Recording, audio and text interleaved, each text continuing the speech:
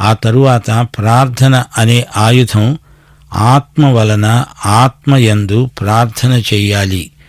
పరిశుద్ధాత్మయందలి ప్రార్థన బహుబలము గలది. ప్రార్థన, విజ్ఞాపన ఈ రెండూ కలిపి చెప్పబడినవి. ముందు మన శత్రువులెవరో గుర్తించాలి. ఆధ్యాత్మిక వనరుల కోసం పట్టుదలగా అడగాలి. ప్రభువును అభ్యర్థించాలి. దేవుని సంపూర్ణతతో మనం నింపబడాలి. ప్రార్థనలో అనేక విషయాలను గురించి విపులంగా వేడుకుంటాము.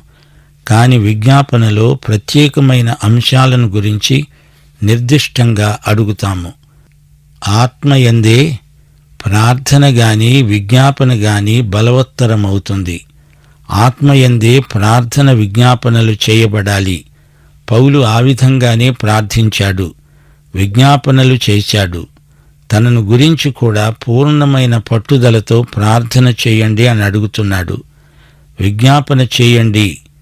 ఈ పత్రిక ముగింపులో తన వ్యక్తిగత ప్రార్థన అవసరాలను విశ్వాసులతో పంచుకుంటున్నాడు పౌలు. ఆయన రోము చెరసాల నిర్బంధంలో ఉన్నాడు. పౌలు శరీరంలో ముల్లు ఉంది. ముల్లు బాధ దుర్భరమైంది.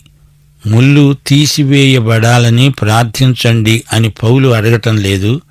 సువార్త మర్మమును నేను ధైర్యముతో బోధించగలిగేటట్లు నా గురించి ప్రార్థించండి అని విశ్వాసులను అడుగుతున్నాడు.